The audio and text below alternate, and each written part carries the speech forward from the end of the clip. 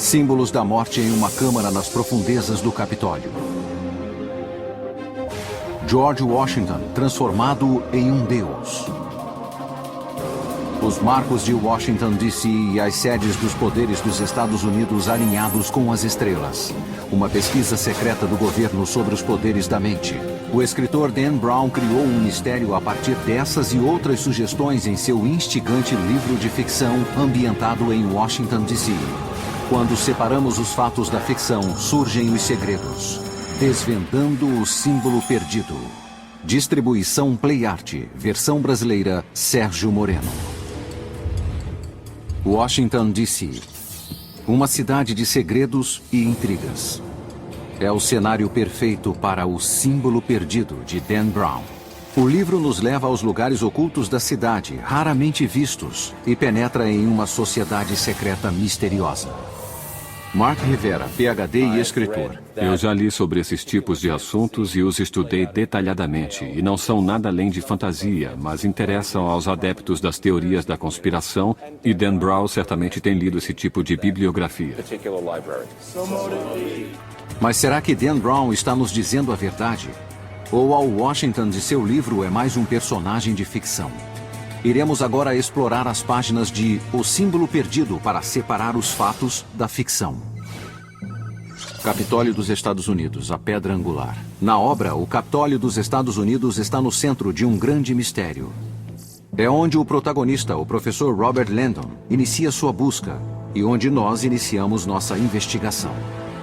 O professor Landon conta aos seus alunos que o projeto do Capitólio teve suas raízes na maior e mais antiga sociedade secreta, a maçonaria. Fato, um maçom eminente foi o grande pivô do projeto. O primeiro presidente americano, George Washington.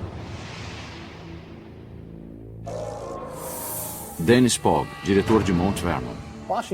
Washington merece mais crédito pela localização e pelo projeto da capital. Dr. Ronald Ritchie, historiador do Senado. Ele aprovou os projetos, decidiu que seriam usados, que o prédio deveria ser de pedra e não de tijolo. Um outro fato mencionado no livro é que a localização do Capitólio foi escolhido por um francês, o arquiteto e urbanista Pierre L'Enfant. Isso também é verdade. Acho que o plano original era um dia podermos superar a Inglaterra em todos os aspectos, e que tudo começaria lá. Mas, entretanto, Washington, D.C. era coberta por campos de tabaco, e os diplomatas britânicos ganhavam um adicional por trabalhar aqui, pois as condições eram precárias no início. E quando L'Enfant tentou imaginar como a cidade seria, disse que parecia um pedestal, à espera de um monumento. E, apesar de não ter projetado o Capitólio, escolheu o local para ele, e Washington concordou que o Capitólio deveria ser construído lá.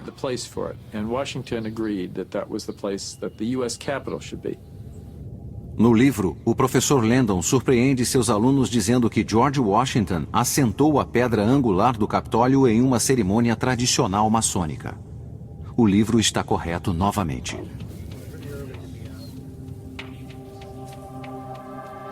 Na manhã do dia 18 de setembro de 1793, o presidente Washington levou um grupo ao local e, usando um avental de estranha aparência, comandou os eventos do dia. Foram apresentados artigos maçônicos tradicionais como milho e frascos de óleo e vinho. Com isso, a pedra angular do Capitólio foi colocada. O que não está no livro é o fato de que hoje essa pedra está desaparecida. A placa é tudo o que resta. As origens maçônicas do edifício estariam escondidas? Na última década, várias pessoas que trabalhavam no Capitólio levaram detectores de metal ao porão para tentar encontrar a placa metálica que indicaria onde a pedra angular está. Mas elas nunca a encontraram. E isso nos leva a uma suposição, a de que durante a construção, em 1960, quando toda a ala leste do Capitólio foi retirada, eles podem ter destruído a pedra original sem perceber que ela estava lá. Talvez nada tenha sido ocultado, mas e quanto aos outros segredos que Brown menciona em seu livro? Existe um arquiteto no Capitólio que tem acesso irrestrito aos lugares secretos e salas ocultas? Sim. Existem cerca de 500 salas no Capitólio e poucas pessoas a conhecem. Só quem tem acesso a todas as salas é o arquiteto do Capitólio, responsável por preservar e proteger o prédio. No livro, o arquiteto do Capitólio circula através de uma série de passagens subterrâneas ocultas. Isso é possível? Devido à imagem do Capitólio ser tão forte na mente das pessoas, não puderam fazer nada para mudar exteriormente o prédio. Apenas o subsolo poderia ser mudado. São 4 andares sob o local onde o George Washington assentou a pedra angular. Há escritórios do Senado, Congresso e um imenso centro de visitantes.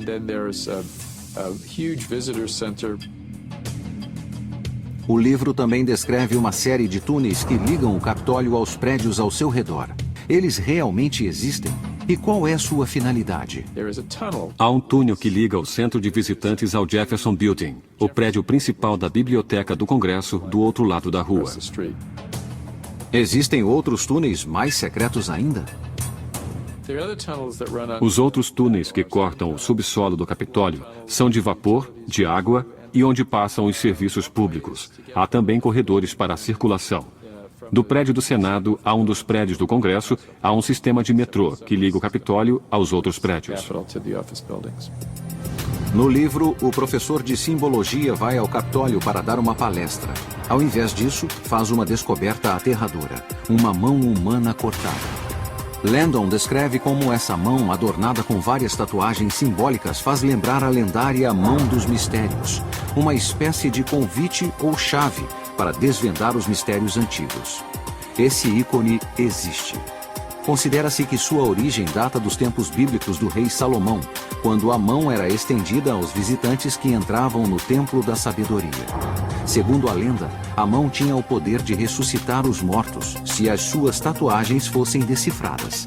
Mas essa mão possui conexões com a maçonaria ou é apenas um instrumento hábil e doentio usado pelo vilão do livro? A Mão dos Mistérios era bizarra. Alice Von Cannon, escritora e historiadora. Não vi nenhuma relação entre a Mão dos Mistérios e os rituais maçônicos que conheço. Isso foi uma licença poética. No livro, o mais enigmático é o objeto para o qual a mão aponta: o mural dentro da cúpula do Capitólio. O artista italiano Constantino Brumidi pintou o afresco em 1865, que é conhecido como a Apoteose de Washington. Ele retrata George Washington como um deus cercado de figuras clássicas, com a deusa da liberdade à sua esquerda e liberdade à sua direita. Entre as duas deusas vemos 13 donzelas com 13 estrelas acima que representam as 13 colônias. Entre as deusas se encontram cientistas daquele tempo como Benjamin Franklin, adquirindo a sabedoria dos deuses. Um presidente americano transformado em Deus. Seria esta a intenção original da pintura? Ou o livro mostra sua própria interpretação? Dan Brown entende a pintura como um símbolo da crença no potencial humano. Ele apenas impõe seu significado no livro para atingir seus objetivos literários e é por isso que chamamos de ficção. Mas a história está cheia de exemplos de líderes que deixam de ser meros mortais aos olhos do povo. David Sugars, escritor. Temos uma tendência antiga em transformar nossos heróis em deuses. Várias tentativas foram feitas para transformar Alexandre o Grande em um deus, e outras pessoas famosas também. Talvez a pintura apenas retrate a reputação da qual Washington gozava entre os americanos da época. Mas o mesmo não pode ser dito sobre as outras figuras ao seu redor. Ele está acompanhado por 13 virgens. E é claro que há uma história por trás disso, porque o artista, Brumidi, chamou mulheres da noite para pousar como virgens. O professor de Dan Brown deixou esse fato de fora de sua história. Por outro lado, Landon fala de uma outra obra de arte polêmica que chamou a atenção na Rotunda, uma escultura de George Washington de tronco nu, como o deus grego Zeus. É verdadeira. Ela sugere que Washington desempenhava um papel muito importante na sociedade americana. James Reese, diretor de Mount Vernon. Sempre que os pais fundadores estavam em situações difíceis e tinham de escolher uma pessoa como líder de todos os líderes, era George Washington. E o povo da América sabia disso. Nunca houve um presidente tão amado por tantas pessoas na América do que George Washington. Certa vez, um jornalista escreveu um artigo dizendo: se George Washington se candidatar à presidência, terá todos os votos.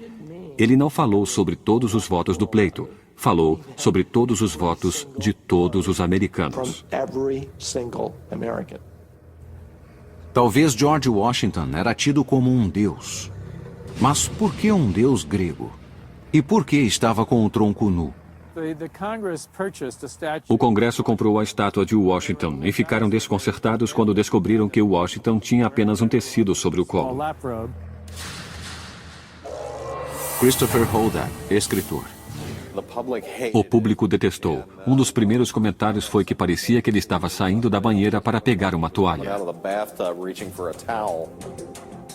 Nathaniel Hawthorne disse que nem a mãe de Washington o teria visto nu. A estátua foi retirada do Capitólio em 1964 e agora está no Museu Nacional Smithsonian de História Americana. Mas outra lembrança do legado de Washington permanece no Capitólio, como sugere o livro. Há uma estrela incrustada no piso inferior, na cripta do Capitólio. Eles tensionavam enterrar George Washington no Capitólio embaixo da estrela, e isso teria sido muito simbólico. O túmulo de Washington, que nunca foi usado por ele, ainda estava embaixo daquela estrela central. Embora não tenha sido citado no livro, a resposta do porquê Washington não foi enterrado no Capitólio se remete à noite de sua morte, Mount Vernon, Virgínia. Em dezembro de 1799, aos 67 anos, Washington veio a falecer de uma grave infecção de garganta. Pouco antes de sua morte, enfraquecido pela sangria, pediu a Martha que fizesse um último favor. Ele havia escrito 2 testamentos, e as 2 cópias foram levadas a ele, e pediu a ela para queimar uma na sua frente. Nunca saberemos o que havia no testamento que foi queimado.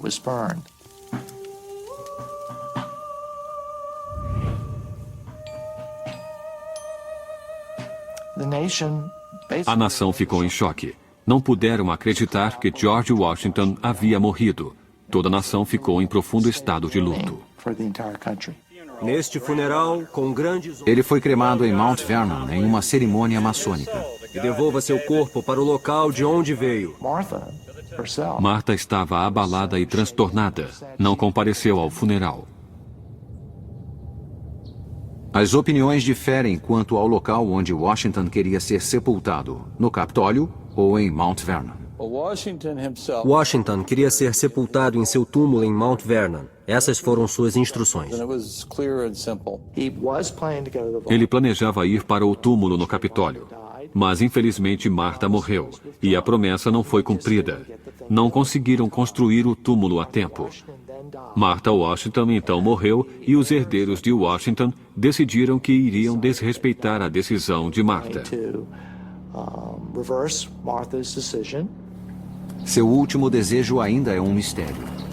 Seus restos podem não estar no prédio do Capitólio, mas sua influência ainda é visível. A irmandade a qual ele pertencia ainda existe nos dias de hoje. A maçonaria, uma sociedade secreta ou uma sociedade com segredos? Em O Símbolo Perdido, Dan Brown descreve os maçons como a sociedade secreta mais poderosa do país. Estamos em toda parte. Poucas organizações podem afirmar que 14 presidentes foram seus membros. O livro descreve uma sala maçônica privada dentro do prédio do Capitólio.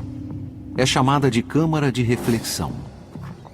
Isso é verdade? Tal sala existe? Ou o livro distorceu a verdade para causar um efeito dramático?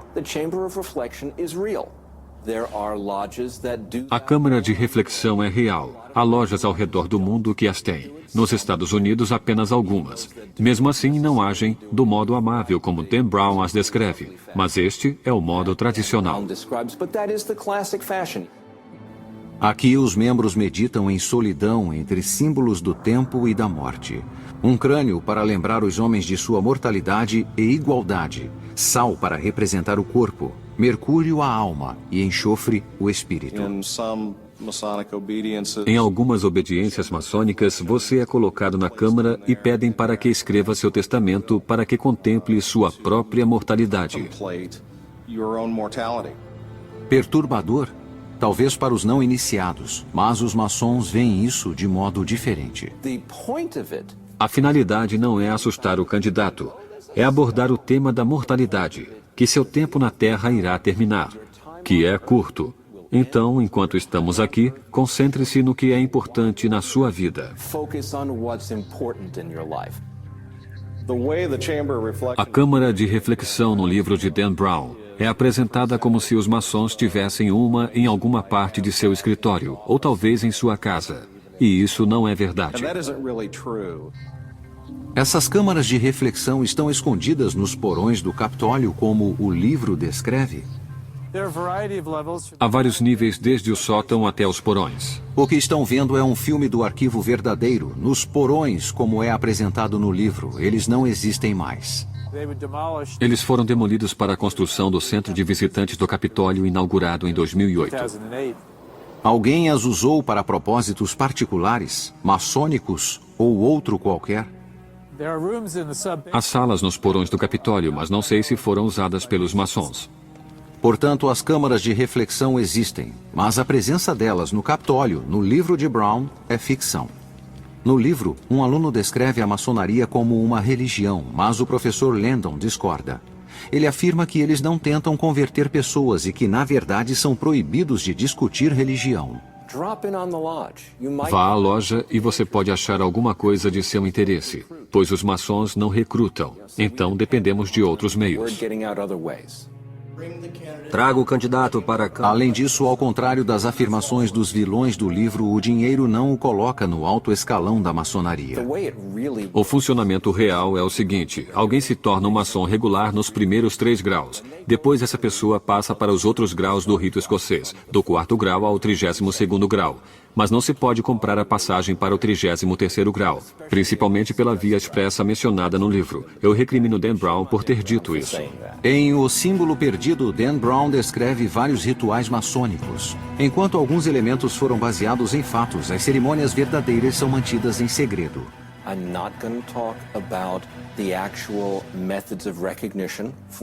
Não vou falar sobre os métodos reais de reconhecimento entre os maçons, nem sobre detalhes do ritual, não porque haja algo ruim nele, mas porque não falamos sobre isso. É preferível fazê-lo fora das vistas, confidencial e privadamente. A recriação do ritual foi realizada com o auxílio de um outro mestre maçom para o melhor entendimento de seus métodos. O candidato é levado à loja sem saber como será essa experiência. O candidato não vê a loja porque está vendado. Como parte do ritual, ele é levado para um passeio pela loja, dentro de um certo padrão.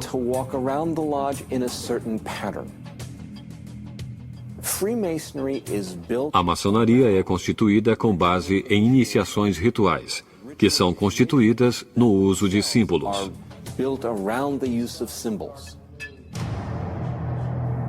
Os rituais acenam às origens maçônicas. O significado do ritual maçônico é claro. Mas é preciso entender que foi criado por pedreiros que assentavam tijolos, os quais foram os arquitetos de sua época.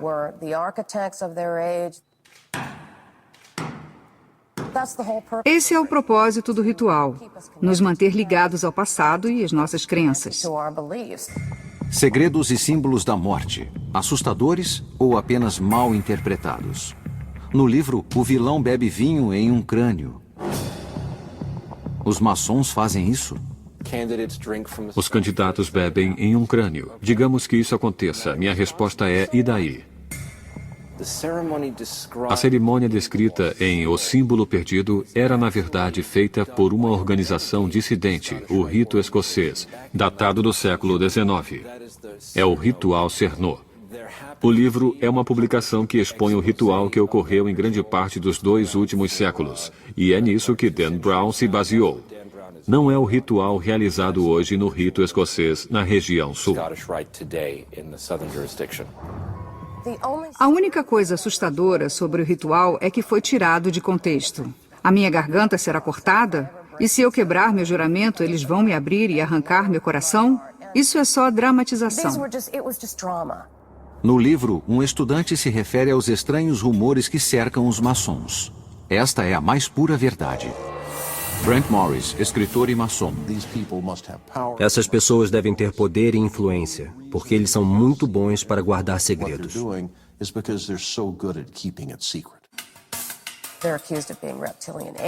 São acusados de serem répteis alienígenas, são acusados de mais coisas que se possa pensar, do que qualquer outro grupo. Acho que parte do problema é porque o ritual é mantido em segredo. Parte do problema é que até recentemente os maçons não reagiam a esse tipo de coisa, então se tornaram ótimos alvos.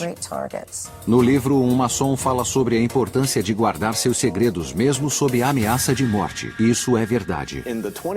O cumprimento da palavra no século XXI é uma coisa especial.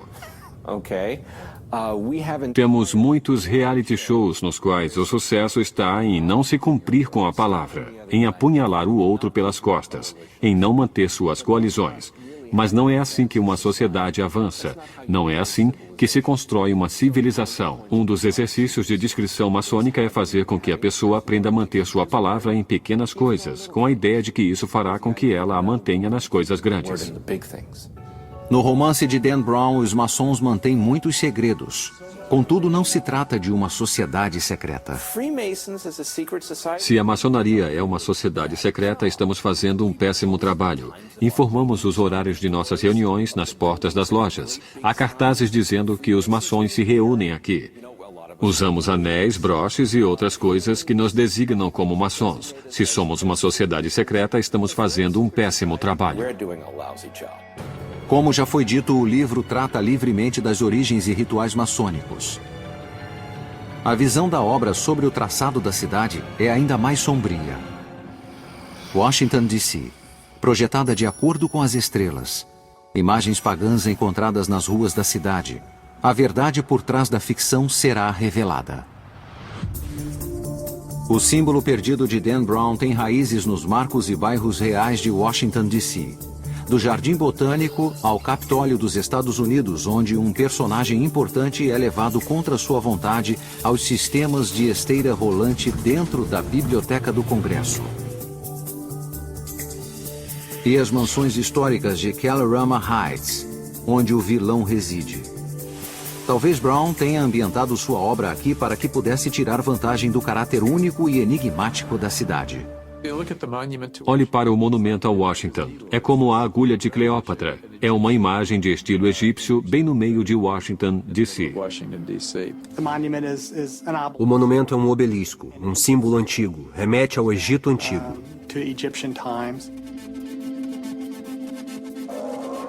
Douglas Weber, escritor. Em termos simples, é um símbolo fálico gigante. Tem relação com o Sol, o masculino.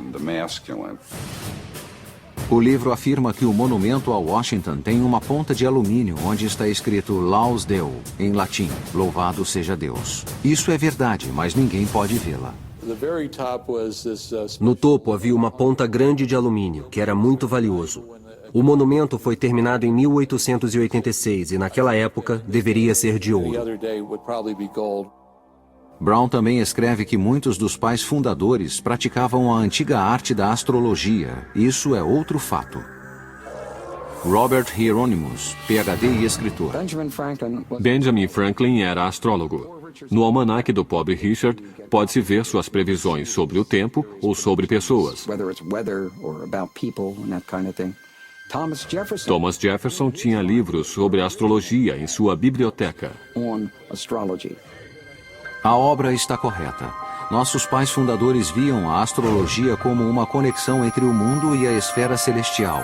Também está correta quando afirma que as colocações das pedras angulares do monumento a Washington, da Casa Branca e do Capitólio foram programadas para ocorrer sob o mesmo signo astrológico, Virgem, mesmo tendo sido colocadas em anos diferentes. Na astrologia é considerado um monumento auspicioso para iniciar novos empreendimentos. As pessoas perguntam o que Virgem tem a ver com Washington, D.C. Quer dizer, é uma constelação. Na verdade, tem a ver com o sagrado feminino, mitologia, guerra, religião. Pode ter uma descrição pagã que remete a Ísis dos egípcios, às deusas persas, a feminilidade, sexualidade e nascimento. O que o livro não menciona é que o signo de Virgem também teve um papel na Constituição americana. Esta é uma prova de que nossos pais fundadores usavam a astrologia para tomar importantes decisões. Virgem tem uma grande influência nos Estados Unidos. Nossa Constituição é de 17 de setembro. Dê uma olhada em todas as datas importantes e descobrirá que Virgem faz parte delas.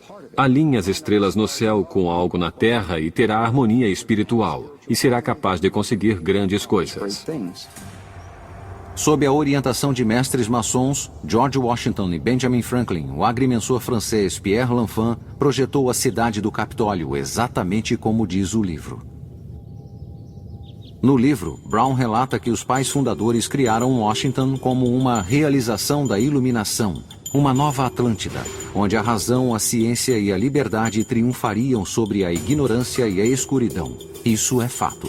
Embora não tenha sido mencionado no livro, George Washington acreditava que a capital deveria ser tão grandiosa quanto qualquer outra no mundo. Washington acreditava que tinha de ser uma cidade monumental, tinha de ser uma cidade que todos respeitassem como as capitais europeias. E mesmo sendo um país jovem com dificuldades, ele estava vendo o caminho para o futuro. Washington criou a cidade para que refletisse a glória de Atenas e Roma aqui nesse novo mundo. Estamos nas margens do rio Potomac, em Alexandria, Virgínia, onde a pedra angular da cidade de Washington foi assentada em abril de 1791 pelo maçom George Washington e outros, que vieram aqui para definir esse local como a parte inferior do quadrângulo, com uma de suas pontas quebrada, mais para a região sul. No romance, o projetista da cidade, Pierre L'Enfant, projetou as ruas em um padrão que sugeria símbolos maçônicos. O projeto de L'Enfant pode ser visto em forma de mapa na Freedom Plaza, uma localidade importante na obra de ficção. No livro, a personagem Catherine Solomon afirma que a nota de $1 americano contém uma estrela oculta de Salomão, um símbolo maçônico-chave. Isso é verdade. Apenas desenhe uma linha ligando as letras M-A-S-O-N e combine isso com a pirâmide. Desde que L'Enfant projetou a cidade, as pessoas procuram por símbolos e seus significados. Novas interpretações estão sendo feitas e são controversas. Tudo isso é mencionado no livro de Dan Brown. Ao olhar seu traçado, os signos aparecem como um pentagrama. Alguns dos supostos símbolos, incluindo o selo de 6 pontas de Salomão, foram identificados, e a cruz dos Cavaleiros Templários. Mas muitas pessoas, como alguns dos jovens alunos de O Símbolo Perdido, veem algo mais sombrio. Existe uma teoria de que o traçado das ruas e da capital, quando olhado de cima, formam certos símbolos satânicos, como o pentagrama invertido. Alguns afirmam que isso incorre em paganismo, outros em satanismo. A ideia de que há símbolos satânicos nas ruas de Washington, D.C., por ordem dos maçons, é pura bobagem. Mark Tebert, escritor. A maçonaria não pratica magia. Foi criada por homens que tentavam destruir esse conceito de magia. O livro também fala dos teóricos da conspiração que veem imagens sinistras no brasão dos Estados Unidos. Nas costas há uma pirâmide não acabada de 13 degraus. A frente contém 13 estrelas em forma de hexagrama. Para alguns, estes são símbolos maçônicos com significados satânicos. O número 13 não é satânico, não é negativo. Simboliza os 3 estados que fundaram essa nação. Os pais fundadores queriam nos dar símbolos. Aquela pirâmide significava algo que iria durar para sempre. Um outro símbolo considerado suspeito é o olho que tudo vê, localizado acima da pirâmide. É apresentado como um ícone sinistro pelo vilão que tenta expor os segredos da fraternidade. Para os maçons, entretanto, ele representa o olho de Deus. É uma lembrança de que ele está sempre observando seus pensamentos e ações. Não há nada satânico, não há nada que se possa chamar de pagão no olho que tudo vê. Tem sido o símbolo arquetípico universal do Sol e da Lua há séculos. Foi uma demonstração positiva. O olho no triângulo queria dizer: estamos fundando a cidade sob a proteção de Deus. Isso é uma bela demonstração. Os teóricos da conspiração disputam essas ideias sobre o brasão. A verdade é que os maçons não estão por trás do olho ou da pirâmide no brasão. Dos 3 membros do Congresso e das 14 pessoas que estavam envolvidas no design do brasão, apenas uma delas era maçom. Era Benjamin Franklin. Detestaram suas ideias, dizendo que eram estúpidas. Como o simbologista de Brown corretamente observa, essas imagens são símbolos universais encontrados em muitas culturas e não fazem parte da maçonaria. Não há nada demoníaco em seus símbolos e templos. Eles querem liberdade. A separação da igreja e do Estado. A liberdade independente de qualquer religião.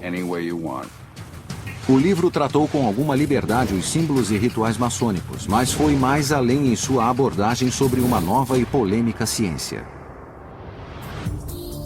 No romance de Dan Brown, O Símbolo Perdido, a cientista Catherine Solomon tem um laboratório ultramoderno no centro de apoio do Museu Smithsonian em Silver Hill, Maryland.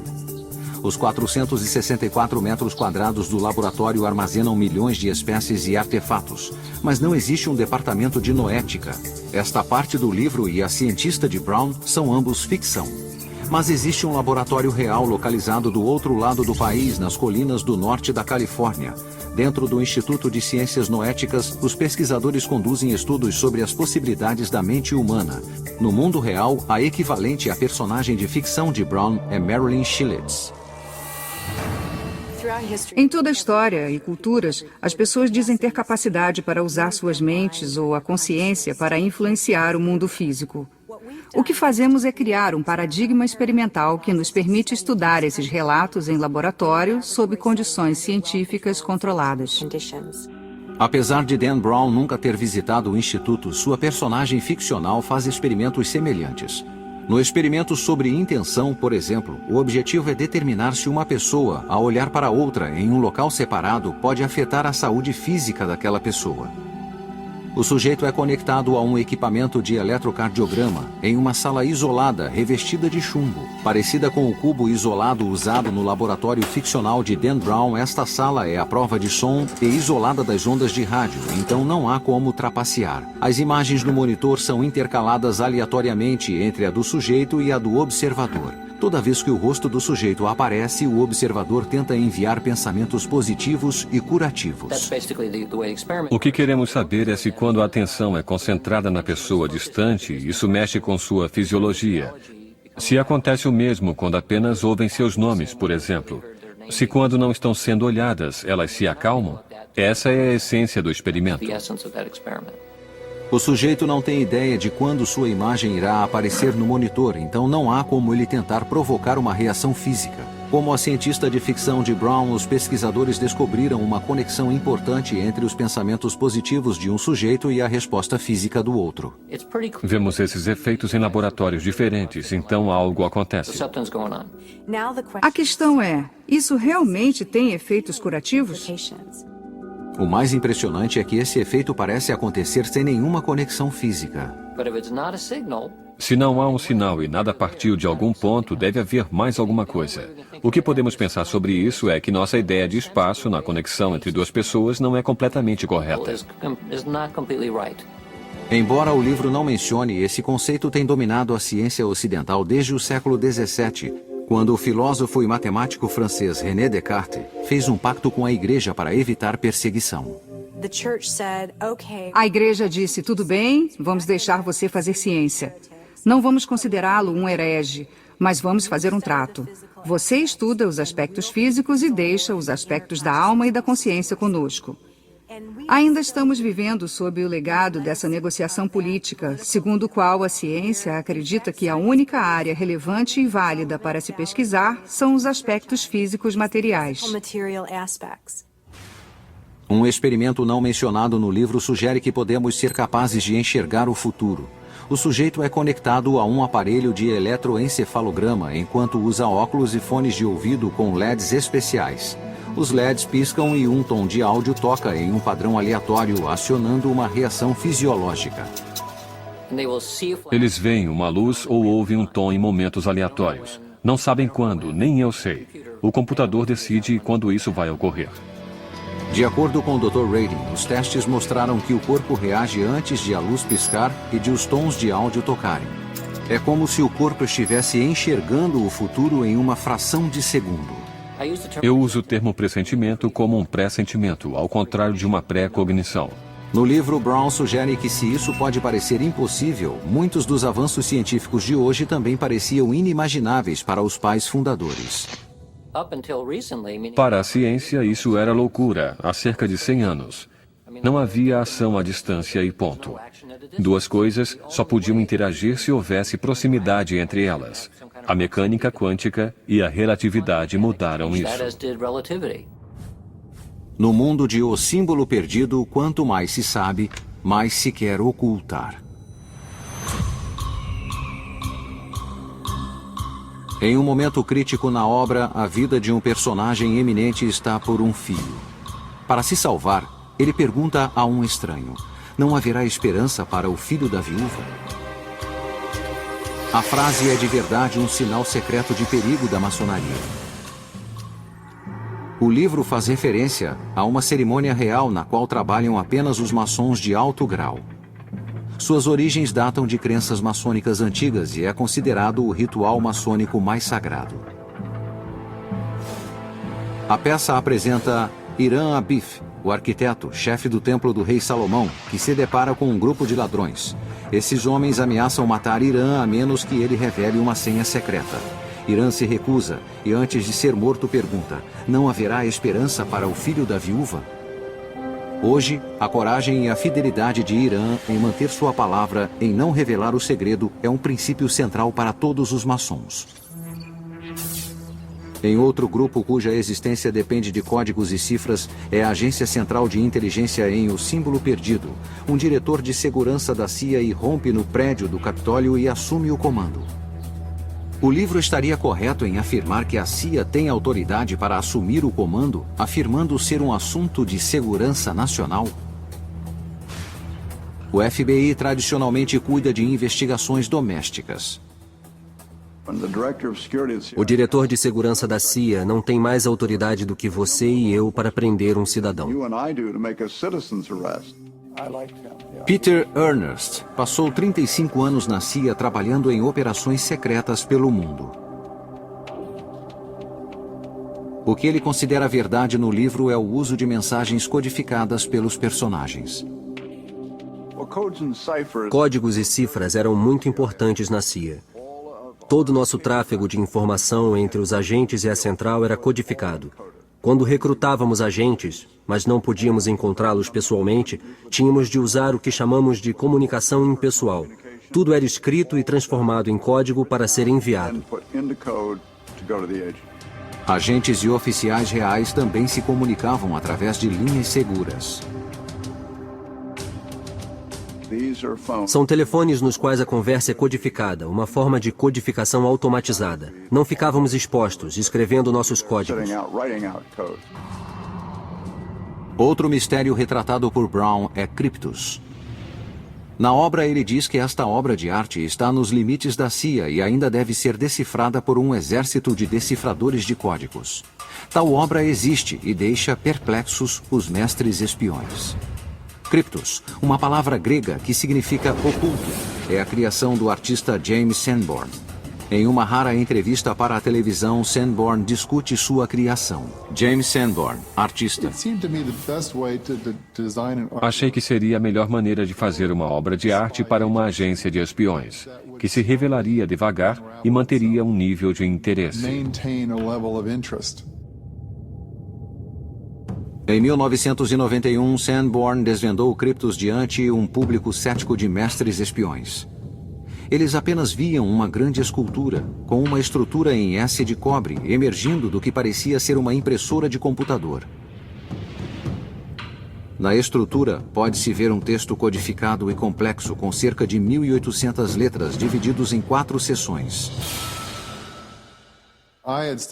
Estudei a arqueologia há muitos anos e era fascinado pelas coisas escondidas embaixo da terra, difíceis de encontrar, mas que eram fascinantes depois de achadas. Eu queria que a descoberta da escultura Cryptos passasse por esse processo.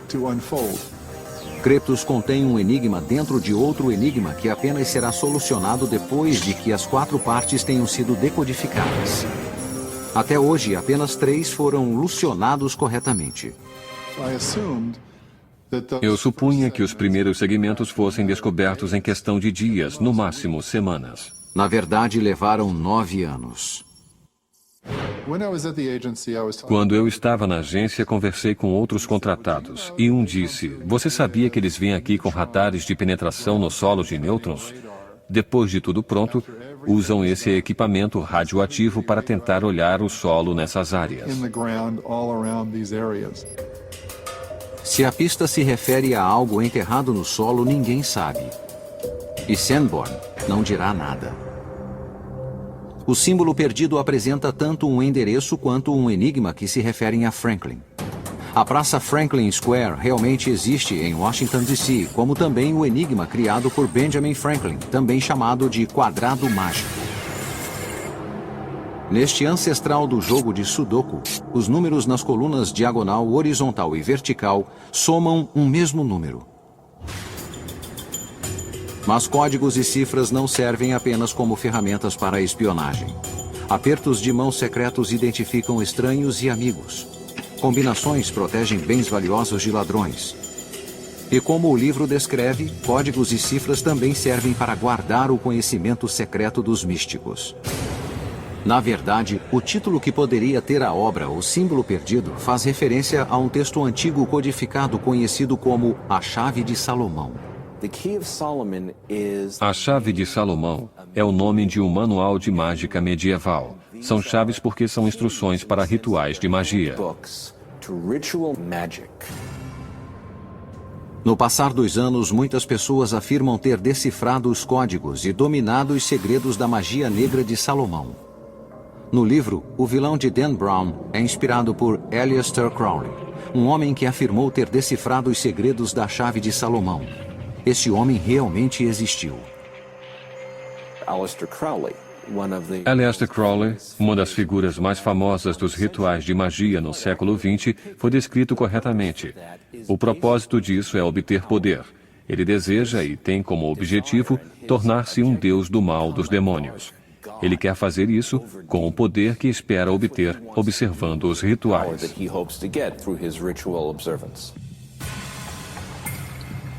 No final do século XIX, Crowley ganhou notoriedade usando os amuletos e talismãs de Salomão em rituais ocultistas regados a sexo e drogas. Crowley também viajou o mundo fazendo palestras e escrevendo livros detalhando seus segredos místicos e astrológicos. Oficiais da igreja consideravam Crowley um herege e o rotularam de o homem mais vil do mundo.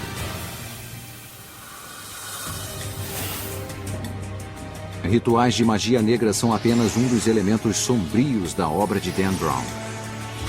Conspirações secretas também têm um papel importante, como a que ameaça corromper o tecido da nação americana.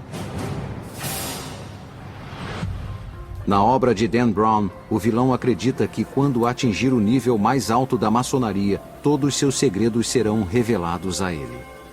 Um deles pode ser a crença de que os maçons se tornam deuses, como a imagem de George Washington na rotunda do Capitólio. Fiquei chocado ao ver todas as coisas sobre a apoteose. A ideia de as pessoas se tornarem deuses. Devo dizer que não é algo que ensinamos na maçonaria. Não é contra os ensinamentos maçônicos, só não dizemos esse tipo de coisa. Aparentemente, Dan Brown tirou a ideia da religião dos Mormons. O aspecto central da Igreja dos Últimos Dias é que se os indivíduos fizerem uma aliança com Deus de uma certa forma, em certo lugar, através de certa autoridade e depois cumprirem-na, após sua morte serão elevados a um estado de deificação. Isso faz parte da herança humana. Deus diz isso quando diz que eu os torno co-herdeiros de Cristo. Essa doutrina polêmica preocupou a alguns, mas a crença data dos primeiros cristãos.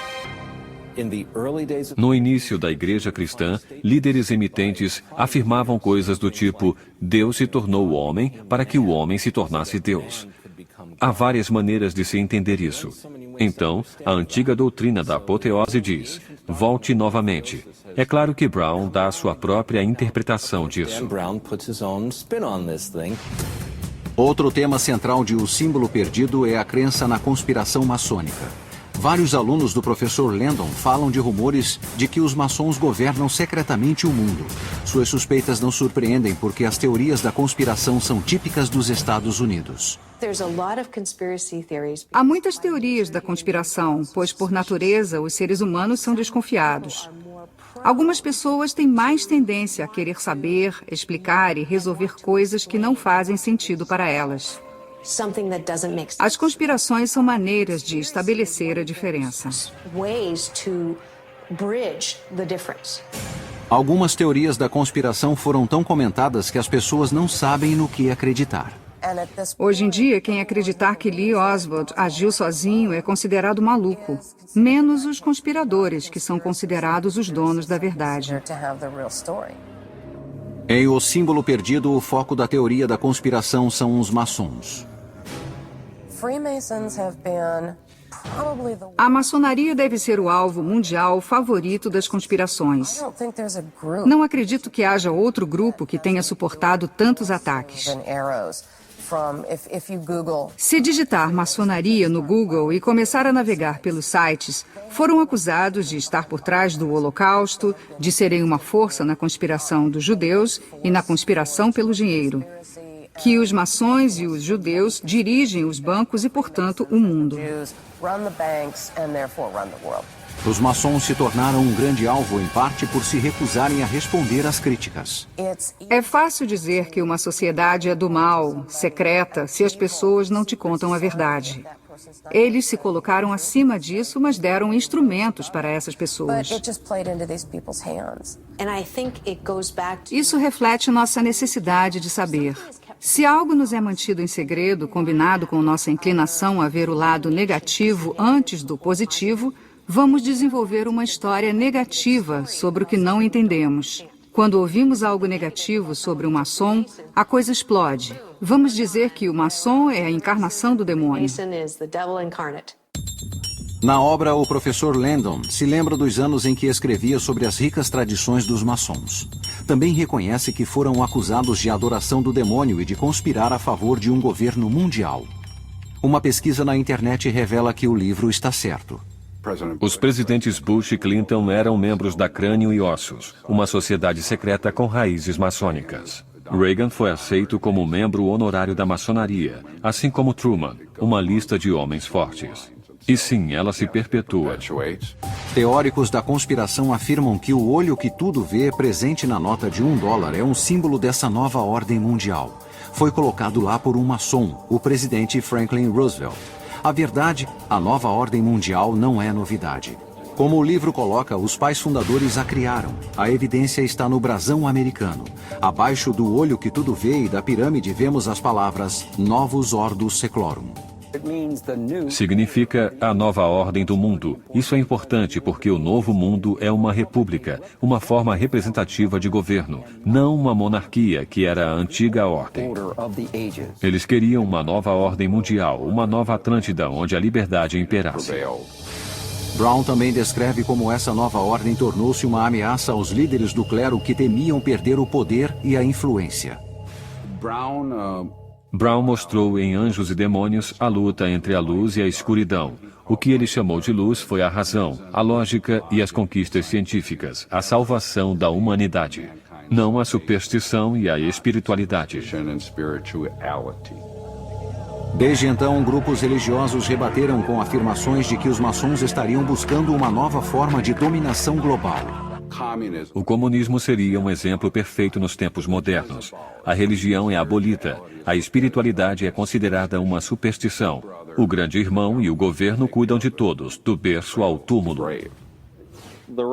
O papo corrente na maçonaria é que vamos executar o plano da nova ordem, de dominação do mundo, assim que cortarmos algumas cabeças. Não vamos dominar o mundo. A crença nessa e em outras conspirações é enraizada na América porque às vezes são verdadeiras. Na obra de Dan Brown, oficiais da CIA monitoram conversas ao celular e mensagens de e-mail. Qual é a realidade disso? Estamos sendo observados como os personagens de O Símbolo Perdido? Quase todos têm um celular. Quando você fala em um celular, o que diz vai para a atmosfera.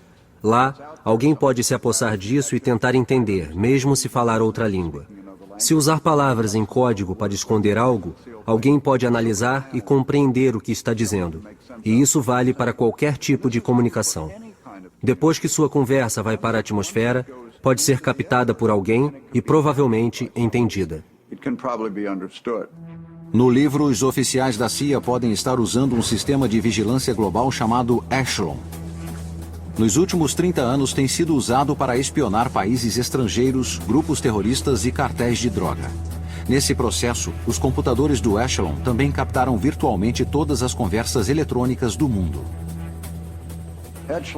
O Echelon intercepta especialmente comunicações via satélite. Por isso, se são do governo ou empresas codificadas ou não, alegam que os americanos estão espionando todos os tipos de conversa.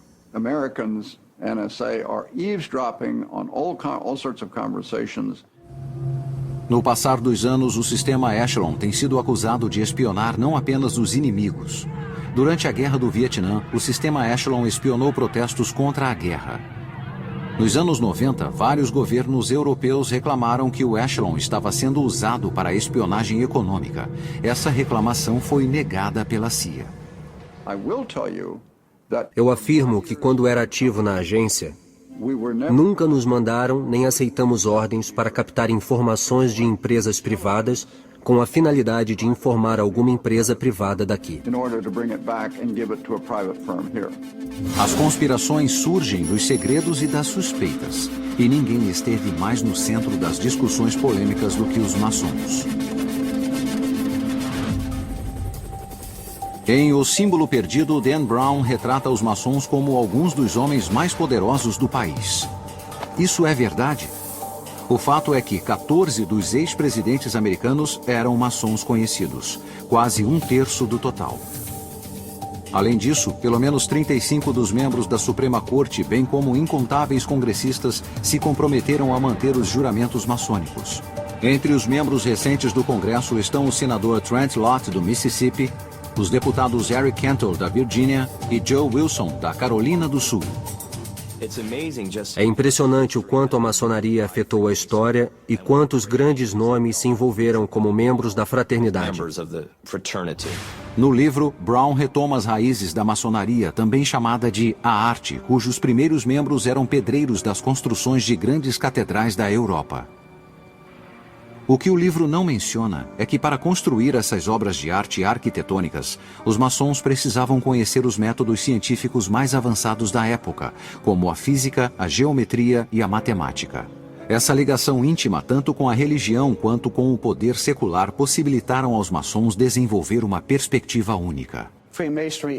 A maçonaria não está interessada em dogmas porque não é uma organização religiosa, não tem credo ou fé. É um meio de as pessoas que têm dogmas, credos ou fé se reunirem como seres humanos e irmãos.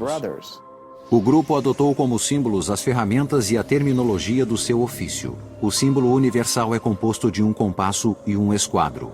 Os membros são considerados aprendizes ou mestres. As reuniões são realizadas em lojas, palavra originada das construções temporárias que os pedreiros faziam em seus locais de trabalho.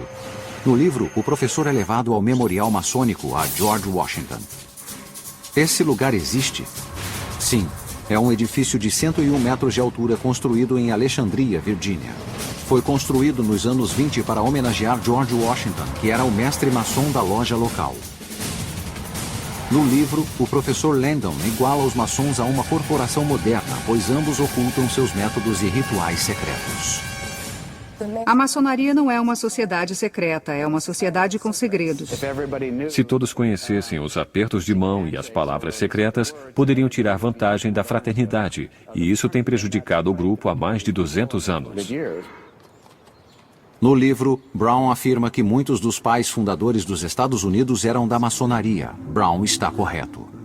Esses homens e seus ancestrais vieram da Europa, onde a sociedade fora destruída pela guerra religiosa. Estavam determinados a não cometer os mesmos erros no novo país. Para muitos dos fundadores, a maçonaria era uma parte importante de sua vida, uma continuação dos ideais de iluminação. Foi a era da razão. Era crucial tirar a sociedade dos tempos antigos e colocá-la no que pensavam ser um caminho melhor para o futuro. Hoje, nos Estados Unidos, considera-se a liberdade de expressão como a pedra angular da Constituição, mas no século XVIII tal afirmação poderia causar a morte. Isso obrigou os maçons a se reunirem secretamente em tabernas e porões. Maçons falando em democracia, autodeterminação e liberdade de expressão poderia ser considerado uma ameaça à aristocracia, ao poder da igreja. O livro mostra que os pais fundadores pretendiam estabelecer um novo país sob os princípios dos avanços científicos, não dos dogmas religiosos. Isso também é verdade. Mas a maioria desses homens era deísta, como o romance descreve? As crenças religiosas dos fundadores eram geralmente deístas. Eles acreditavam que havia um Deus, mas não precisavam necessariamente adotar nenhuma religião. É por isso que, segundo o romance, foi criado um dos princípios básicos americanos: a separação entre a Igreja e o Estado. O livro também menciona que a busca por uma nova sociedade iluminada pelos maçons não foi tarefa fácil. Outros grupos, como os Cavaleiros Templários e os Rosa Cruzes, tinham ideias semelhantes, mas foram esmagados por grupos religiosos poderosos. O livro também comenta que durante séculos na Europa, líderes poderosos da igreja afirmavam falar em nome de Deus e exigiam adesão aos seus princípios e crenças. Grandes cientistas e pensadores como Isaac Newton e Leonardo da Vinci foram forçados a esconder seus trabalhos ou seriam rotulados como hereges. Isso é verdade. Os que discutiram várias teorias científicas, como o que acontece fora do nosso planeta, perderam suas vidas. Alguns deles foram queimados. O romance também acerta quando mostra que os maçons rejeitam dogmas religiosos. Só é preciso acreditar em um poder supremo, não em um Deus específico. A maçonaria incentiva o homem e sua fé, mas não que o homem imponha sua fé aos outros. Eles dizem basicamente o que os fundamentalistas odeiam, que há vários caminhos para se chegar no mesmo lugar. Essa ameaça se tornou realidade quando a Declaração da Independência foi assinada em 1776. Ao declarar a independência, esses homens arriscaram tudo por um novo conceito chamado liberdade. O sonho havia se tornado realidade, e em 1787 muitos dos princípios básicos maçônicos se integraram à Constituição dos Estados Unidos. Brown afirma que metade dos que assinaram a Constituição era maçom. Contudo, segundo os maçons, esse número se aproxima a 1/3. O símbolo perdido trata do papel da maçonaria na fundação do sonho americano, mas não explica que a influência maçônica teve grandes efeitos além da política. Branch Rickey, dono de um time de beisebol de primeira divisão, contratou o primeiro jogador afro-americano, Jackie Robinson. Um ícone da literatura, Mark Twain, escreveu Tom Sawyer e Huckleberry Finn, e John Glenn foi o primeiro americano a orbitar a Terra. Infelizmente, também existiram as ovelhas negras da maçonaria, como o traidor Benedict Arnold, o polêmico diretor do FBI, J. Edgar Hoover, e até mesmo o cruel ditador comunista Joseph Stalin pode ter sido maçom. Sua ligação com os corredores do poder fez com que muitos pensassem que os maçons tinham segredos sinistros. O fato de os maçons buscarem uma missão e um sistema de crenças superior não impediu a ação de seus inimigos. A batalha entre a luz e a escuridão estava prestes a começar. O vilão em O Símbolo Perdido tem como alvo os maçons. Entre eles estão os homens mais poderosos do país. É possível derrubar uma sociedade tão poderosa? A descrição associada à maçonaria alimentou as suspeitas e o medo entre os leigos desde a fundação do país. Acredita-se que os maçons tenham algum tipo de influência sobre outros membros que transcende sua obrigação para com a família e o Estado. Então a maçonaria é um grupo sombrio e subversivo que faz coisas ruins. Mas nem sempre foi assim. No início da Revolução Americana, muitos maçons se alistaram. O fato de a maçonaria ser importante na vida de Washington, de ele ter assentado a pedra angular do Capitólio como maçom, chamou muita atenção para a maçonaria e a tornou muito popular. Sua popularidade, entretanto, significou uma ameaça aos líderes religiosos preocupados com as crenças deístas dos maçons. No livro, Dan Brown descreve como as pessoas desenvolveram uma imagem deturpada da maçonaria. Isso é verdade.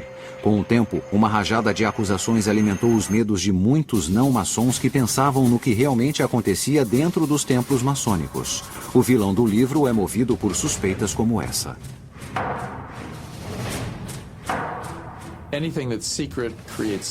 Tudo que é secreto cria suspeitas, principalmente em uma república onde se diz que todos são iguais. Portanto, houve muitas suspeitas sobre os maçons. O livro não conta que essas suspeitas eclodiram em 1826 com o desaparecimento de um maçom conhecido e insatisfeito chamado William Morgan. Nesse momento, Dan Brown usou um acontecimento histórico como inspiração para falar de algo no mundo atual. É dito que quando Morgan anunciou que estava escrevendo um livro expondo os segredos maçônicos, vários maçons planejaram seu sequestro. Ele desapareceu, provavelmente foi assassinado. 3 maçons foram condenados, mas receberam sentenças mínimas. Chegamos muito perto de um pânico nacional antimaçônico. Lojas foram queimadas. Maçons foram ridicularizados. Alguns apanhavam nas ruas. Em algumas lojas, o número de membros quase chegou a 0. Nos anos de 1830, o Partido Antimaçônico foi formado e nomeou um ex-procurador-geral, William Wirt. Wirt concorreu contra o maçom Andrew Jackson e perdeu. Ele logo foi esquecido na história. Mas depois de mais de 1 século e meio, William Wirt esteve nas manchetes novamente. Alguém violou o túmulo de William Wirt, cortou sua cabeça e levou seu crânio. O roubo permaneceu insolúvel durante 30 anos, até que um anônimo afirmou estar de posse do crânio. Recebemos uma ligação anônima e não soubemos mais nada durante 1 ano. O vereador Jim Graham, aqui de Washington, D.C., nos informou que o crânio havia sido levado a ele para garantir que voltasse para o lugar de direito. Nunca se soube por que o crânio foi roubado. Talvez tenha sido usado em estranhos rituais. Talvez tenha sido apenas uma brincadeira. William Wirt foi um símbolo do sentimento antimaçônico que continuaria prejudicando a sociedade secreta. Mas durante esse tempo, um novo grupo maçônico adquiriu poder, o Rito Escocês, o grupo retratado na obra de Dan Brown. Segundo algumas pessoas, eles tinham um lado sombrio, o que causava suspeitas. Suspeitas presentes no coração do romance. O Símbolo Perdido abre sua primeira cena aqui, na casa do Templo Maçônico, em Washington, D.C. O romance descreve essa grandiosa construção como uma réplica do templo do rei grego Mausolus, o mausoléu original. O livro diz ser um mausoléu que abriga os restos de 2 de seus líderes maçons. De fato, Esta é a verdade. Na história, a construção possui 2 esfinges de 17 toneladas, colunas de 10 metros e uma grande porta de bronze. O romance também afirma a existência de uma claraboia em cima do imenso altar do templo. Na realidade, essas descrições são corretas. Esta é a casa do maior e mais poderoso grupo maçônico do país. É a jurisdição sul do rito escocês. Em O Símbolo Perdido, o professor Landon fica cara a cara com esta estátua de Albert Pike, um homem considerado por muitos a pessoa mais famosa de que se tem notícia. Albert Pike é talvez um dos homens mais influentes das letras e da literatura que esse país já teve. Albert Pike foi o Howard Stern, o comentarista da maçonaria. Albert Pike é um dos maçons mais mal compreendidos do mundo. Ele foi caluniado muitas vezes por indivíduos que são fundamentalistas. Contudo, o romance não menciona que Albert Pike é um dos homens enterrados dentro do templo. Mas por quê? Por que os maçons enterrariam no templo o corpo de uma pessoa tão criticada? Ele é certamente uma figura sombria. Eu me refiro a ele como o sombrio Francis Bacon. Ele era um homem enorme, tinha mais de 1,80 m, pesava mais de 90 quilos. Era um brilhante matemático, linguista, jurista, orador e poeta. E deu início a rituais exóticos na maçonaria. Depois de George Washington, Albert Pike é considerado um dos maçons mais influentes de todos os tempos. Após o movimento antimaçônico dos anos 20 e 30 do século XIX, Pike recuperou a maçonaria praticamente sozinho. Ele revisou e reorganizou os rituais maçônicos e estabeleceu a visão geral de seus princípios essenciais em seu livro Moral e Dogmas, de 1871. Como chefe do rito escocês em Washington, a influência de Pike se estendeu ao governo federal. Ele tinha uma rede de conhecimento à sua disposição. Era muito bem relacionado em Capitol Hill. Era temido e amado por muitos ao mesmo tempo. Essas ligações maçônicas foram úteis a Pike no início de um grave escândalo. Durante a Guerra Civil, Pike foi acusado de crimes de guerra enquanto servia como brigadeiro-general para os confederados. Mas depois da guerra, ele foi perdoado. O presidente Andrew Johnson lhe concedeu total perdão em Washington, D.C., durante uma cerimônia maçônica. Pike fez de Andrew Johnson um maçom de alto escalão no rito escocês. Acusam-no de ter concedido o perdão a Pike porque ele era subserviente ao grande comandante. Havia outros boatos. Como Brown menciona no livro, os maçons foram acusados de várias conspirações. Uma de que Pike atuou como líder de um grupo sulista secessionista conhecido como Cavaleiros do Círculo Dourado. A ideia era fazer oposição ao poder e à influência dos Estados Unidos na América do Norte através de meios necessários. Derrubaram o governo em 1860, dividindo o país na Guerra Civil. Depois da Guerra Civil, outros rumores ligaram Pike a um grupo ainda mais polêmico, a Ku Klux Klan. Na minha opinião, esses indivíduos foram os maiores boateiros, e fico muito preocupado com isso, porque eles afirmam coisas como Pike era membro fundador, criador da Ku Klux Klan. Mentira. Os ataques a Pike continuaram mesmo depois de sua morte. O autor Dan Brown toca nesse assunto quando um de seus personagens descreve os maçons como adoradores do demônio. O que o livro não comenta é que em 1894, um ex-maçom insatisfeito que escrevia sob o pseudônimo de Leo Taxil declarou que Pike e o rito escocês tinham ligações com o diabo. Ele encontrou uma jovem que disse que era usada como prostituta, um instrumento pelas lojas maçônicas para realizar orgias sexuais diabólicas, magia negra e missa negra por trás das portas fechadas. O Vaticano acreditou e pagou para que isso fosse dito nos púlpitos de todas as igrejas. Taxil chegou até a dizer que Albert Pike acreditava que Lúcifer era Deus. Isso foi baseado em uma citação do livro de Pike, Moral e Dogmas, onde Pike se refere a Lúcifer. Os grupos antimaçons se utilizaram disso imediatamente como prova de que Pike era um satanista. Eles diziam que ao mencionar Lúcifer, ele estaria adorando o diabo, que ele era o maior adorador do demônio de todos. O Papa escreveu decretos na época que diziam especificamente que ele era um homem perigoso. Os maçons, entretanto, dizem que Pike usava o nome de Lúcifer segundo seu significado original em latim, o portador da luz. Ele não se referia a Satã, se referia a uma estrela, a estrela de Vênus. Isso não é adoração do demônio ou de Satã. Eles queriam falar sobre a luz, a iluminação através da lógica, da razão e da ciência. Leo Taxil se retratou depois, dizendo que havia inventado tudo, mas o dano já havia sido feito. Até hoje, os televangelistas como Pat Robinson usam Pike como um instrumento para dizer que a maçonaria faz parte de uma conspiração mundial e que eles adoram ao demônio. Assim como Pike foi acusado de controlar os maçons, o governo americano foi acusado de estar envolvido em controle mental.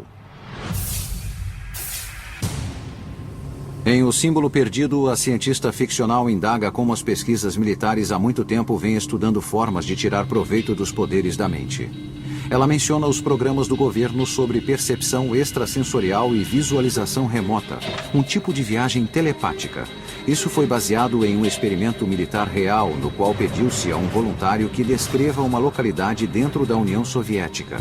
Apenas as coordenadas geográficas foram dadas. Mas o voluntário deu uma descrição com semelhanças incríveis com o local real, do outro lado do mundo. Isso foi parte de uma operação militar secreta para utilizar paranormais na espionagem dos soviéticos. Esse tipo de pesquisa ainda é feito e tem papel importante em O Símbolo Perdido. Um dos personagens principais do livro é uma cientista que faz pesquisas no campo da noética. Como o romance retrata, a noética tem relação com as experiências que muitos de nós têm todos os dias. É o sentimento perturbador que temos quando algo não está certo, que chamamos de intuição. A ligação psíquica que as mães parecem ter com os filhos. O poder da oração que parece ajudar na cura de pessoas. Tudo isso está dentro do campo das ciências noéticas. E a realidade das ciências noéticas é tão estranha quanto a ficção contida na obra de Dan Brown. Estudos científicos sérios dos chamados fenômenos psíquicos foram iniciados na década de 30, quando o parapsicólogo americano J.B. Rhine começou a fazer experiências em um laboratório. Rhine fazia com que seus voluntários tentassem adivinhar as 5 cartas que seriam puxadas de um baralho. Cada baralho tinha 25 cartas. Então, acertos acima de uma carta seriam evidências de percepção extrasensorial. Rhine divulgou alguns bons resultados dos testes, mas os psicólogos e cientistas tradicionais rejeitaram seu trabalho, dizendo que seus métodos eram falhos. Rhine e outros parapsicólogos continuaram a trabalhar na obscuridade até a Guerra Fria. Em 1971, 2 escritores britânicos revelaram que cientistas da União Soviética estariam investigando o uso dessa habilidade como arma. Como um dos personagens de Brown diz, os que estão no poder querem mais poder. Uma das áreas de grande interesse foi a visualização remota, a habilidade de enxergar um alvo à distância ou não visto usando tal habilidade. Os soviéticos também investigavam a intenção, a habilidade de afetar uma pessoa para o bem ou para o mal, simplesmente ao olhar uma foto dessa pessoa. Quando souberam disso, o governo americano iniciou seu próprio programa imediatamente. Isso começou a acelerar um tipo de guerra fria psíquica, na qual de um lado se falava sobre mísseis e instalações militares. E do outro, havia uma pesquisa de paranormais que usavam suas capacidades potenciais para obter informações confiáveis. O projeto americano foi chamado de Stargate e foi financiado pela CIA e pela Agência de Inteligência de Defesa. A cientista noética do livro traça conexões entre seu trabalho e o programa Stargate. Tanto os soviéticos quanto os americanos estavam interessados no controle da mente sobre a matéria, na ideia de que a consciência influencia a matéria de algum modo. O programa durou mais de 20 anos. O projeto Stargate tinha, no auge, 14 laboratórios de pesquisa sobre visualização remota e obteve resultados que pareciam indicar que isso não era um mito. Sabemos que há casos em que os voluntários foram capazes de dar descrições muito precisas de sítios militares secretos do outro lado do planeta. Apesar dos resultados promissores, alguns políticos e militares foram contra o uso do dinheiro de impostos para financiar essas pesquisas. Em 1995, a CIA cancelou o projeto de 20 milhões de dólares. Mas os militares continuaram a usar os paranormais para obter informações. Durante a Operação Tempestade no deserto, a visualização remota foi usada para ajudar a localizar mísseis Scud escondidos, bem como depósitos de armas químicas e biológicas. Hoje, o governo diz não estar mais envolvido em pesquisas dessa natureza, mas o estudo dos fenômenos psíquicos continuam em laboratórios como o Instituto de Ciências Noéticas. O instituto foi concebido pelo astronauta e maçom Edgar Mitchell, que foi para a Lua na Apollo 14 em 1971. No espaço, Mitchell conduziu alguns experimentos não oficiais em percepção extrasensorial com alguns amigos na Terra. Na volta para casa, teve uma experiência que mudaria sua vida. Edgar teve um momento de epifania ao voltar da Lua. Ele olhou o planeta Terra e percebeu que os conflitos são uma construção de nossa consciência e nossa visão de mundo. Ele teve um sentimento profundo de unidade, como se as moléculas de seu corpo o conectassem ao sistema solar e que nós éramos parte de um todo emaranhado. Essa experiência inspirou Mitchell a criar um Instituto de Ciências Noéticas dedicado ao estudo da mente humana e seu potencial. Em O Símbolo Perdido, a cientista noética tenta determinar o peso da alma para provar sua realidade física. Isso tem base em experimentos reais. No início, os cientistas tentavam medir a consciência, ou a alma, através de experimentos nos quais tentavam medir e pesar o corpo antes e depois da morte, com a ideia de que estariam pesando a alma. O peso da alma não é mais considerado um resultado confiável. As pessoas estão tentando desenvolver pesquisas sob a noção de que a consciência pode ser mais do que apenas algo físico. A cientista da obra acredita que suas pesquisas mostram que os fenômenos psíquicos, como a telepatia, clarividência, pré-cognição e o controle da mente sobre a matéria são reais, assim como os pesquisadores aqui do Instituto de Ciências Noéticas. Quando verificamos todos os dados de cada um dos experimentos, encontramos evidências estatísticas fortes de que não há apenas um efeito real, mas ele é repetido. E essa é a chave para a ciência. No livro, a cientista afirma que pensamentos em grupo, como nos grupos de oração ou círculos de cura, podem ter efeitos profundos. No mundo real, a ciência noética tem estudado se o poder da oração e da consciência em grupo causam mudanças. Diferente do livro, no mundo real, os resultados são inconclusivos. Acredito que é preciso realizar mais pesquisas, porque isso é praticado por muitos. Simplesmente rejeitar porque não se encaixa em nosso modelo científico convencional é uma grande injustiça com as experiências que as pessoas têm feito há milênios. Então, a ciência do livro de Dan Brown pode estar anos-luz à frente das ciências noéticas da realidade, onde mais os fatos não confirmam a ficção. Como pode ser visto, Dan Brown construiu sua ficção em um mundo de fatos e possibilidades. Câmaras de reflexão existem, mas não no porão do edifício do Capitólio. O governo financiou pesquisas sobre o poder da mente, mas não no Instituto Smithsonian. A mão cortada foi baseada em uma lenda real. E é verdade que o Capitólio dos Estados Unidos possui um mural onde George Washington é retratado como um deus. Também vimos que as descrições de Dan Brown de uma Washington oculta são baseadas em pessoas, locais e fatos reais. A cidade possui referências a antigas civilizações. O templo do rito escocês existe. Ele tem 2 esfinges de 17 toneladas na frente e uma pirâmide não acabada no topo. No interior, há realmente um enorme templo com uma claraboia que nos remete ao olho que tudo vê, da nota de $1. E 2 corpos estão enterrados lá dentro. Os símbolos secretos presentes no romance e encontrados no traçado da cidade têm fascinado simbologistas e teóricos da conspiração do mundo todo. A pedra angular do monumento de Washington contém as palavras bíblicas e em latim, Laus Deo, que significam Louvado seja Deus, escritas em seu cume. A afirmação no livro de que os pais fundadores acreditavam em astrologia é verdadeira. A Casa Branca, o Capitólio e o monumento de Washington estão alinhados com as estrelas, e suas pedras angulares foram assentadas sob o mesmo signo de Virgem. A Catedral Nacional contém 10 pedras do Monte Sinai, uma pequena rocha da Lua e uma gárgula com o rosto de Darth Vader. Também aprendemos que os maçons são uma organização real e que seus segredos têm gerado polêmica. Contudo, o livro modificou alguns de seus símbolos e rituais. Um exemplo disso é o uso da fênix de 2 cabeças na capa. O símbolo maçônico verdadeiro é uma águia de 2 cabeças. Coloque as mãos para frente, desse jeito. Um outro símbolo maçônico mencionado, mas não retratado no livro, é a cadeia de união. Esse ritual simboliza a união da mente, do espírito e do corpo por todo o universo, a transformação da unidade na totalidade.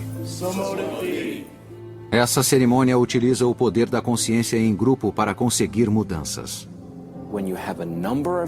Quando se tem muitas pessoas concentradas em um ritual específico, que o viram ser executado centenas de vezes antes pela perspectiva da ciência noética, poderá haver mudanças.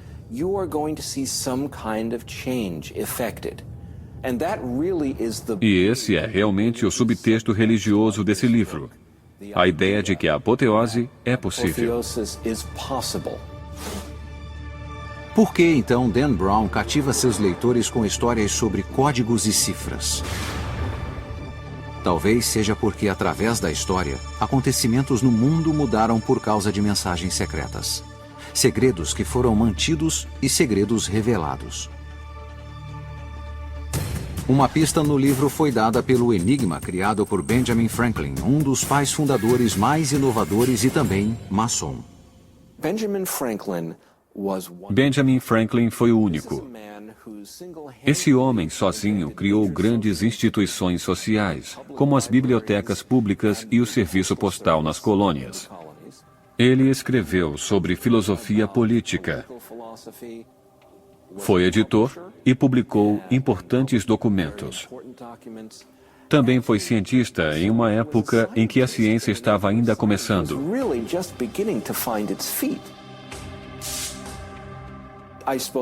Não deveria me surpreender por ter se engajado na matemática recreativa, como a ordem 8 do quadrado de Franklin. Criar quadrados mágicos não é fácil. Fez também uma indústria caseira para eles. Você pode encontrar o quadrado de Franklin em um dos seus almanaques. Estamos falando de um gênio multifacetado e estadista. Não foi mencionado no livro que George Washington quase foi destruído por uma conspiração secreta. Durante a guerra, o general americano Benedict Arnold quase perdeu a guerra por trabalhar com agentes britânicos. Seu esquema foi descoberto apenas quando as forças americanas capturaram um oficial britânico que levava um bilhete escrito em código com tinta invisível.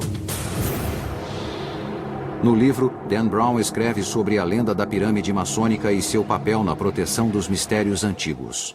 Brown afirma em O Símbolo Perdido que os maçons são os últimos portadores dos mistérios antigos, o que é em parte verdade. As tradições da maçonaria vêm de várias fontes diferentes. Entre tais fontes estão os escritos de pensadores como Isaac Newton e Francis Bacon, bem como livros sagrados que incluem a Bíblia, o Alcorão e o Bhagavad Gita. Dan Brown está historicamente correto nisso. Havia muitas religiões misteriosas na Grécia, em Roma, no Egito. Qual era o pensamento das religiões misteriosas?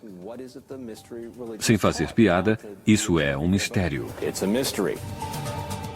No livro, Brown descreve sobre o imenso poder positivo de transformação da Bíblia, mas também adverte sobre a interpretação literal de sua prosa escrita em código. Os pais fundadores da América insistiram na separação entre a Igreja e o Estado. Foi por isso que os maçons retiraram todos os dogmas religiosos de seus rituais e crenças. O romance relata que Thomas Jefferson reeditou a Bíblia para eliminar interpretações. E essa é uma informação verdadeira. Ele levou 16 anos. O que ele fez foi retirar linha após linha da Bíblia de tudo o que Jesus disse. Era só isso que ele queria, o que Jesus disse, não dos outros intérpretes. Entretanto, o símbolo perdido está errado em afirmar que a Bíblia de Jefferson era dada a todos os novos membros do Congresso durante a primeira metade do século XIX. Isso aconteceu no século XX. Um tema importante do livro é a ideia de transformação. O vilão de Brown usa tatuagens como uma declaração de poder. Na câmara de reflexão, uma ampulheta simboliza o efeito transformador do tempo, e uma cientista noética discute a capacidade da mente transformar células cancerosas em saudáveis. No livro de Dan Brown, fala-se sobre a transformação de duas formas. Uma é um tipo de fanatismo muito exclusivo. Ele leva a uma consequência negativa. Podemos pensar no nazismo como um movimento de transformação. Por outro lado, podemos olhar as tradições espirituais do mundo e ver que esses tipos de transformações podem levar ao florescimento do potencial humano. Como o livro aponta, os pais fundadores compreenderam essa ligação com o passado. Juntos construíram uma nação, uma nova Roma, construída sobre essas crenças. Há uma coisa que une todos os maçons. Eles procuram pela luz, pela sabedoria, pela verdade. Estão tentando se transformar em pessoas melhores em busca dessa luz. Como vimos, o romance usa alguns fatos reais na criação de uma grande obra de ficção, mas também que o mundo real pode ser tão fascinante quanto o imaginário.